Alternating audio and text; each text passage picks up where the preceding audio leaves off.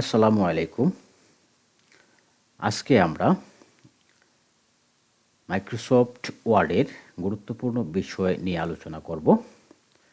তাই ধৈর্য সহকারে ভিডিওটি দেখার অনুরোধ রইল। আশা করি কাজে লাগবে। আমরা গত ভিডিওতে আলোচনা করেছিলাম অ্যালাইনমেন্ট নিয়ে, কিভাবে আমরা একটি মাইক্রোসফট ওয়ার্ড ডকুমেন্টের সঠিক অ্যালাইনমেন্ট ব্যবহার করতে পারি।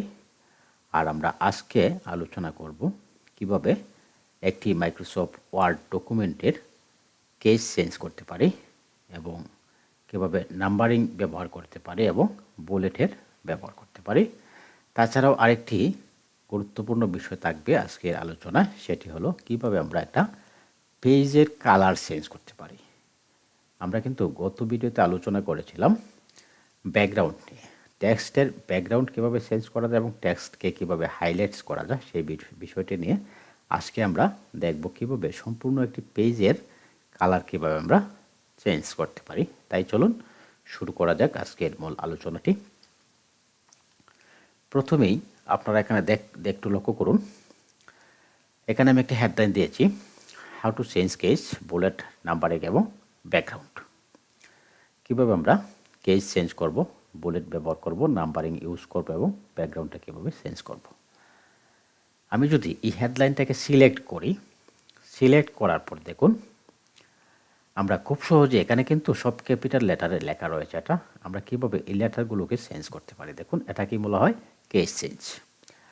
তাহলে আমরা প্রথমেই এটাকে সিলেক্ট করলাম, সিলেক্ট করার পর আমরা এখান থেকে চলে যাব চেঞ্জ কেস যে অপশনটা রয়েছে, এই যে একটা ক্যাপিটাল লেটারের এ এবং একটা স্মল লেটারের এ যে রয়েছে, এটাই মূলত চেঞ্জ কেস অপশন।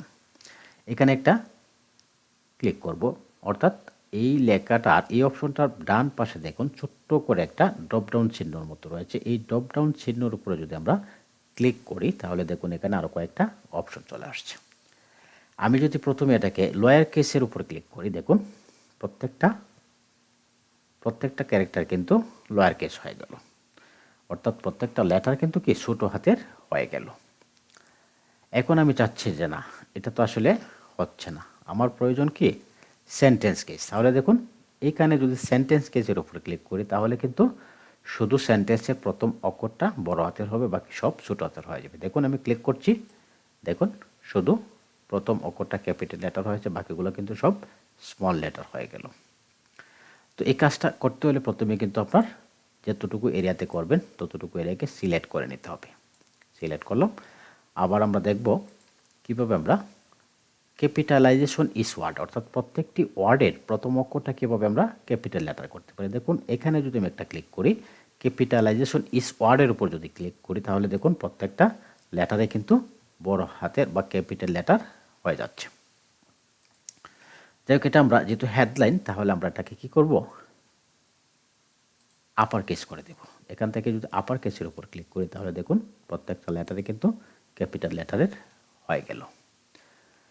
এভাবে আমরা চাইলে প্রয়োজন অনুযায়ী কেস চেঞ্জ করে নিতে পারি পূর্বের তৈরিকৃত। যেমন অনেক সময় দেখা যায় আমরা কোনো একটা ডকুমেন্ট তৈরি করে ফেললাম বা লিখে ফেললাম, কিন্তু এখন আমাদের সাপোজ আমরা করলাম কি ক্যাপিটালাইজেশন ইস ওয়ার্ড, অর্থাৎ প্রত্যেকটি ওয়ার্ডের প্রথম অক্ষরটা আমরা ক্যাপিটাল লেটার দিয়ে লিখে ফেললাম, কিন্তু এখন দেখা যাচ্ছে আমাদের কোনো প্রয়োজনে প্রত্যেকটি লেটারকে ক্যাপিটাল লেটার করতে হচ্ছে বা স্মল লেটার করতে হচ্ছে। তাহলে আমরা এইভাবে কিন্তু কাজগুলো করে নিতে পারি। তারপর এখন আমরা দেখব কীভাবে বুলেট এবং নাম্বারিংয়ের ইউজ করতে পারি কোনো পূর্বে তৈরিকৃত আমরা ডকুমেন্টে। তাহলে প্রথমে এখানে যেহেতু আমরা কম লেখা রয়েছে, এই লেখাটাকে আমি কপি করে নিলাম। কপি করব কীভাবে আমি পূর্বের টিউটোরিয়ালে আলোচনা করেছি, আপনারা চাইলে ওই টিউটোরিয়ালগুলো দেখে নিতে পারেন। তারপরে আমি আবার দেখাচ্ছি, প্রথমে এটাকে সিলেক্ট করব, তারপরে কপি অপশনে ক্লিক করব, তারপরে আমরা যাব নিচে যাওয়ার পরে কি কার্সারটা রাখবো, রাখার পরে জাস্ট আমি পেস্ট করব। পেস্ট করে দিলাম, কয়েকটি লাইন পেস্ট করলাম। এখন এইখানটায় আমি কি করব, নাম্বারিং ইউজ করব। তাহলে সবটুকুকে সিলেক্ট করলাম, সিলেক্ট করে আমি জাস্ট এখান থেকে নাম্বারিং অপশনের উপর একটা ক্লিক করলাম। দেখুন প্রত্যেকটার মধ্যে কিন্তু অটো নাম্বার চলে আসছে। আমি যদি এই ডিজাইনটা না দিয়ে আমি ওইটা দিতে চাই, দেখুন এখান থেকে যদি আমরা এরকম ডিজাইন দিতে চাই, যেমন এরকম ডিজাইন যদি আমি ক্রিয়েট করতে চাই তাহলে দেখুন অটোমেটিক এরকম ডিজাইন হয়ে যাবে। এখন ধরুন না আপনি নাম্বার ব্যবহার করবেন না, আপনি কি ব্যবহার করবেন, বুলেটের ব্যবহার করবেন। অর্থাৎ বুলেট মানে কি, বিশেষ কিছু সিম্বল চিহ্নের ব্যবহার করব প্রত্যেকটা সেন্টেন্সের আগে। তাহলে এইখান থেকে এই যে বুলেট অপশনে একটা ক্লিক করব, তাহলে দেখুন অটোমেটিক কিন্তু বুলেট চলে আসছে। এইভাবে আপনি চাইলে বুলেট ইউজ করে আপনি একটা ডকুমেন্টকে কী করতে পারেন, নান্দনিকভাবে উপস্থাপন করতে পারেন, আইকেসি করে উপস্থাপন করতে পারেন। এখন আমরা দেখব কিভাবে পুরো পেজটার কালারগুলো চেঞ্জ করা যায়।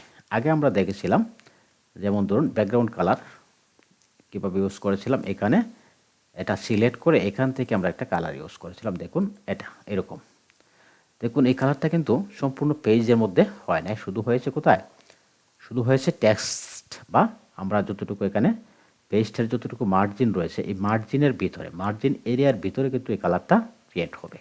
আমি যদি সম্পূর্ণটাকে করে দেখাই, দেখুন এই কালারটা মূলত এখানে কোথায় ইউজ হলো, এটা শুধু মার্জিনের ভিতরে, মার্জিন এরিয়ার ভিতরে কিন্তু কালারটা ক্রিয়েট হলো। কিন্তু আমি চাচ্ছি আমার সম্পূর্ণ পেজটি আমি যে প্রিন্ট করব, প্রিন্টকৃত পেজটি সম্পূর্ণ কালারফুল হবে। তখন এটাকে কীভাবে করব, তাহলে আমি এটাকে রিমুভ করে দিলাম।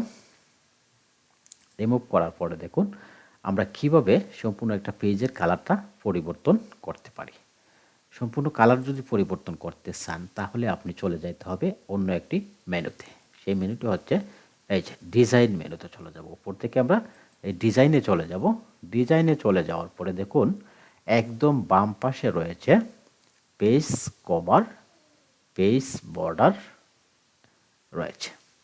এখান থেকে চাইলে কিন্তু আপনি পেজটা কী করতে পারেন, কালার করতে পারেন। তাহলে আমি পেজ কালার অপশনে ক্লিক করব। এখানে পেজ কালার অপশনে একটা ক্লিক করলাম, দেখুন এখানে বিভিন্ন রকমের কালার রয়েছে। আমি যদি এখান থেকে যে কোনো একটা কালার সিলেক্ট করে দিই তাহলে সেই কালারটা কিন্তু দেখুন আমার সম্পূর্ণ পেজটা কিন্তু এখন কি হয়ে গেল, কালারফুল হয়ে গেল।